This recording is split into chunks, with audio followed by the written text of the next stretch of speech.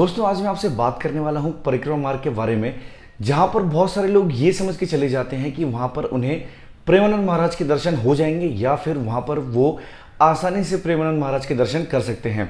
लेकिन ऐसे भक्तों को ये नहीं पता कि कुछ समय पहले की बात और अब की बात में बहुत फर्क है। अगर आप इस समय ये मान के जाते हैं कि आप बहुत आसानी से जाके परिक्रमा पर उनके दर्शन कर लेंगे, या फिर अगर आप उनके आश्रम के पास जाके खड़े हो जाएंगे या फिर आप उनके निवास स्थान के पास जाके खड़े हो जाएंगे, तो आपको बहुत आसानी से दर्शन करने को मिल जाएगा उसी समय में और उसी तरीके से। लेकिन अगर ऐसे भक्त ये सोच के वहाँ जाते हैं तो ठहरिए, आप वहाँ से सिर्फ निराशा के साथ ही वापस आएंगे, क्योंकि अब वहाँ के रूल और थोड़े रेगुलेशन चेंज हो गए हैं और वहाँ पर जो दर्शन करने के नियम हैं उसमें बदलाव के साथ साथ आपके समय और आपके जहाँ पर लोग इकट्ठा होते हैं उन सभी स्थानों को बदल दिया गया है। तो इस वीडियो में आपको वही बताऊंगा कि कौन से समय आपके लिए बेहतर होगा और किस समय जाकर आप आसानी से अपना स्थान प्राप्त कर सकते हैं जहाँ से प्रेमानंद महाराज के दर्शन आपको आसानी से हो सकते हैं। तो चलिए आगे चलते हैं। देखिए दोस्तों, अभी भी बहुत सारे भक्तों को ये लगता है कि महाराज हर दिन परिक्रमा मार्ग पर दर्शन देते हैं या फिर वो रोज परिक्रमा मार्ग पर निकलते हैं। ये गलत है। महाराज हमेशा परिक्रमा मार्ग पर नहीं जाते, वो परिक्रमा मार्ग से कभी कभार ही जाते हैं। और जब भी वो प्रस्थान करते हैं, मतलब जो उनका आश्रम है वहाँ से वो अपने आश्रम के लिए प्रस्थान करते हैं, जहाँ मतलब जो उनका कृष्ण शरणम सोसाइटी है वहाँ से वो अपने राधा केली कुंज के लिए प्रस्थान करते हैं। और ये जो रास्ता होता है ये परिक्रमा मार्ग पे पड़ता है, मतलब कुछ जो इसका एरिया होता है वो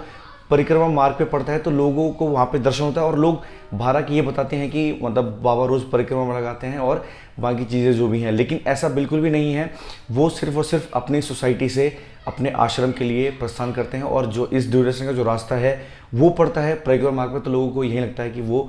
परिक्रमा करते हैं रोज़। और इनका जो ये रूट होता है ये होता है, अगर आपने प्रेम मंदिर देखा है तो प्रेम मंदिर के पीछे एक रास्ता है, तो बाबा उसी रास्ते से होते हुए परिक्रमा मार्ग से अपने आश्रम तक जाते हैं, जो कि उनका श्री कृष्ण शरणम सोसाइटी है। वहाँ से वो प्रेम मंदिर के पीछे वाले रूट से होते हुए अपने आश्रम से रहित राधा केली कुंज तक जाते हैं। और अगर आप ये सोचते हैं कि 2 बजे पहुँच के आपको आसानी से महाराज के दर्शन हो जाएंगे, तो आप ऐसे सोच में ना रहें, क्योंकि अब वहाँ पर लोग 9 बजे से ही इकट्ठा हो जाते हैं। जी हाँ, लोग वहाँ पे 9 बजे से ही बैठना शुरू कर देते हैं। वहाँ पे 9 बजे से भजन कीर्तन स्टार्ट हो जाता है और 12-1 बजते बजते वहाँ पर आपको पैर रखने की जगह नहीं मिलती। और मैं आपको ऐसा इसलिए बता रहा हूँ क्योंकि ये मैं एक्सपीरियंस कर चुका हूँ और मुझे बहुत बुरा लगा कि मैं वहाँ तक गया और बिना दर्शन के वापस आ गया, क्योंकि वहाँ पर जितना भी लंबा रास्ता था वहाँ पर कहीं भी रुकने की जगह नहीं थी। और साथ ही साथ जो प्रशासन था, पुलिस प्रशासन और जो बाबा के शिष्य थे, उन्होंने बिल्कुल स्ट्रिक्ट कर रखा है कि आप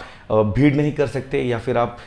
लाइटें नहीं जला सकते, फ्लैश लाइट नहीं जला सकते, या फिर आप बाबा के ऊपर फूल नहीं फेंक सकते। तो एक जो जिस टाइम में पहुँचा था वहाँ पर ऑलरेडी इतना लंबा लाइन लग गया था कि उसके बाद मतलब अगर मैं खड़ा भी रहता तो वहाँ पे दर्शन नहीं हो पाते। तो यही मुझे आज लगा कि ये आप लोगों के साथ शेयर करना चाहिए। तो मैं यही बता रहा हूँ कि अगर आपको लगता है कि पहले की तरह 2 बजे जाके आप बाबा के बहुत आसानी से दर्शन कर लेंगे, तो ऐसा नहीं होगा, क्योंकि 9 बजे, 9:30 बजे, 10 बजे से ही वहाँ पर पुलिस प्रशासन स्टार्ट हो जाती है। और जो पूरे मार्ग पर साइड में जगह बचती है वहाँ पर बैरिकेडिंग की जाती है रस्सी के थ्रू। और उसके बाद वहाँ पर जो रूल्स होते हैं वो मैं आपको बताता हूँ कि जब भी बाबा आएंगे तो आप रिकॉर्डिंग के दौरान फ्लैश लाइट नहीं जला सकते, या फिर आप उनके चरण स्पर्श नहीं कर सकते, साथ ही साथ उनके ऊपर आप फूल नहीं फेंक सकते। अगर आपको फूल ही चढ़ाना है तो जब बाबा आ रहे हैं तो उससे पहले आप उनके रास्ते में या फिर जिस मार्ग से वो जाते हैं वहाँ पर अपने श्रद्धा से वहाँ फूल चढ़ा सकते हैं। ड्यूरिंग जब बाबा जा रहे होते हैं तो आप वहाँ पर कोई भी किसी भी प्रकार की चीज़ उनके ऊपर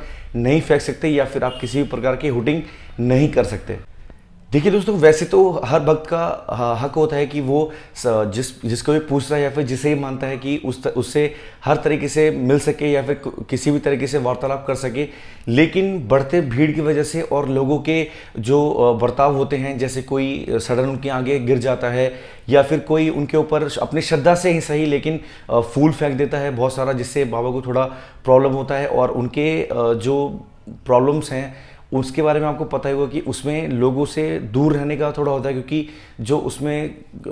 कैपेसिटी होती है कैच करने की प्रॉब्लम्स, जो बीमारी होती हैं तो वो ज़्यादा होती है, तो इसलिए बाबा को थोड़ा सेपरेट रखा जाता है। लेकिन लोग अपने श्रद्धा की वजह से, या फिर मैं कहूँ कि उन्हें ऐसा लगता है कि वो ज़्यादा पास जाएंगे तो ज़्यादा उनको अच्छा लगेगा, तो इस चक्कर में कोई बाबा के पहले पैर पकड़ चुका है, कोई उनके ऊपर फूल फेंक देता है, या फिर कोई आगे लेट जाता है जिससे बार बार रुकना पड़ता है या फिर असुविधा होती है। तो इस चक्कर में जो प्रशासन थी वहाँ की, उन्होंने, और जो शिष्य थे उनके, उन्होंने स्ट्रिक्टली ये सब बंद करवा दिया है। और जो फ्लैश लाइट, देखिए वैसे तो लोग दर्शन करने जाते हैं, लेकिन अगर आप वीडियोस भी देखते होंगे या फिर आप जो परिक्रमा पे खड़े रहते हैं तो उसमें 99 पॉइंट लोग फ़ोन लेके खड़े रहते हैं आगे। मतलब आप दर्शन कर रहे हैं तो आप सामने से दर्शन करो, जो चीज़ आपको सामने से दिख रही है आप उस पर फोकस करो। वो लोग वीडियो बनाने में, लोग उनके दर्शन कर ही नहीं पाते और सिर्फ फ़ोन में रिकॉर्डिंग कर लेते हैं। तो आई होप जो भी मैंने आपको जानकारी दी है ये आप लोगों के लिए हेल्पफुल होगी, कि अगर आप दर्शन करने जाएं तो समय से पहले जाएं और कोशिश करें कि आप उस स्थान पर पहुंचे जहां से